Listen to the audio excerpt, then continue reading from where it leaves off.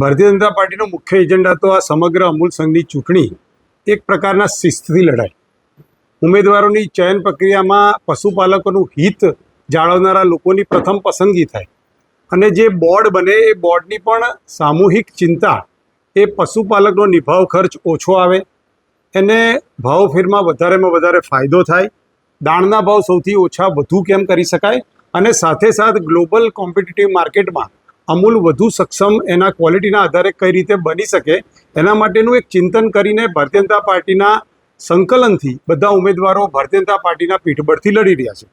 પ્રથમ વખત ભારતીય જનતા પાર્ટીનું આખું સંગઠન, જિલ્લા અધ્યક્ષો, ધારાસભ્યો, સંસદ સભ્યો, નાનામાં નાનો કાર્યકર્તા આ ચૂંટણીમાં એક સાથે એક મત થઈને કામે લાગવાનો છે.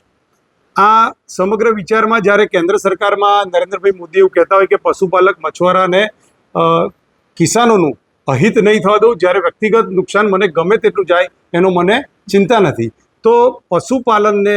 નબળું કરવા, ગ્રામ્ય આર્થિકતાને નબળી કરવા માટે વિદેશી તાકાતો આ દેશમાં એમનો ડેરીનો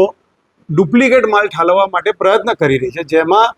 દેશના વડાપ્રધાન એને મક્કમ રીતે નકારી રહ્યા છે અને અનેક ઘણા ટેરિફોનો સામનો આપણે કરી રહ્યા છીએ. એ સમયે ગ્રામ્ય ઇકોનોમીને ટકાવવા વધુ સારું, સક્ષમ અને એક મનવાળું નેતૃત્વ આપવા માટે અમે સૌ આવનારા દિવસોમાં ભારતીય જનતા પાર્ટી તરફથી ચૂંટણી લડવા જઈ રહ્યા છે. સફેદ દૂધની કાળી રાજનીતિ, એમ પત્રકારત્વ જોડે પણ એના નકારાત્મક લોકો પીળું પત્રકારત્વ શબ્દ જોડતા હોય છે. સારું જોનારા લોકો એ સમાચારને સારી રીતે લેતા હોય છે, ખરાબ જોનારા લોકો એને ખરાબ રીતે મૂલવતા હોય છે. એમ અમૂલના શાસન વ્યવસ્થામાં ભારતીય જનતા પાર્ટીના લોકો સત્તા પર બેઠા પછી જે રીતે અનેકવિધ યોજના થકી ફાયદા પશુપાલકને કરાયા એ કેટલાક લોકોથી ના જોવાયું, એટલે નવરા પડેલા લોકો સત્તામાં કંઈક ને કંઈક રીતે ટકી રહેવા માટે આવા ખોટા આક્ષેપો કરે છે.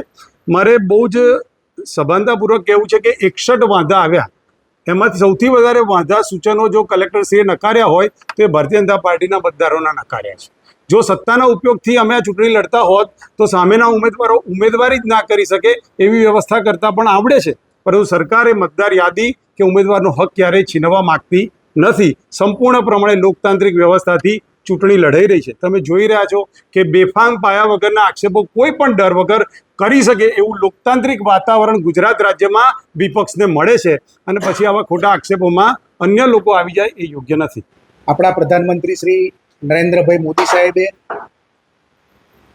દેશના ઇતિહાસમાં સૌપ્રથમ વખત સહકાર વિભાગ શરૂ કર્યો અને એના પહેલા સહકાર મંત્રી તરીકે આપણા ગુજરાતના જ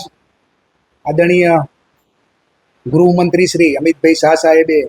આ કાર્યભાર સંભાળીને સમગ્ર દેશની અંદર સહકારથી સમૃદ્ધિ એ વિષય સાથે જ્યારે કામ કરી રહ્યા હોય ત્યારે આપણું ગુજરાત મોડેલ અને ખાસ કરીને અમૂલ મોડેલ જ્યારે સમગ્ર દેશ અપનાવવા જઈ રહ્યો છે ત્યારે આ અમૂલની પોતાની જે માતૃ સંસ્થા સાથેની જે ચૂંટણી એની અંદર ભારતીય જનતા પાર્ટી દ્વારા સરકારને સાથે રાખીને પશુપાલકોને હિતમાં બધા જ નિર્ણયો થાય, પશુપાલકોના હિતમાં કામ થાય એ ધ્યેય સાથે આજે જ્યારે ચૂંટણી લડવા જઈ રહ્યા છે ત્યારે આ વખતની ચૂંટણીમાં અમે ચોક્કસ વિશ્વાસ છે કે ભારતીય જનતા પાર્ટીના તમામ ઉમેદવારો વિજયી થશે. અમૂલની અંદર ફરી એક વખત ભારતીય જનતા પાર્ટીનું શાસન આવશે અને જે મૂળ જે પશુપાલકો, આ દૂધ મંડળી સાથીઓ કે જે જોડાયેલા છે એમના હિતમાં આગામી વર્ષોમાં બધા સાથે મળીને કામ કરીશું એવા વિશ્વાસ સાથે આ ચૂંટણી લડવા માટે અમે જઈ રહ્યા છીએ. અમૂલ સંઘ દ્વારા કામચલાઉ મતદાર યાદી પ્રસિદ્ધ કરવામાં આવી હતી. તેના વાંધા સુનાવણી માટેની તારીખો, જે નિયત સમય મર્યાદામાં જે વાંધા મળ્યા તેની સુનાવણી પૂર્ણ કરી આજે તારીખ 12/8ના રોજ આખરી મતદાર યાદી પ્રસિદ્ધ કરવામાં આવી છે. આખરી મતદાર યાદીના વિભાગ 1માં કુલ 1210 મતદારો નોંધાયેલા છે, જેના આધારે હવે અમૂલની ચૂંટણી યોજાશે. દરેકે કચેરી ખાતે કુલ 61 વાંધા રિસીવ કરવામાં આવ્યા હતા. એ દરેક વાંધામાં દરેક પક્ષકારને સુનાવણીની તક આપવામાં આવી હતી અને ગુજરાત સહકારી મંડળીના નિયમો 1965ની જોગવાઈઓને આધારે રહીને દરેક વાંધા માટે લેખિત સ્પીકિંગ ઓર્ડર્સ કરવામાં આવ્યા છે.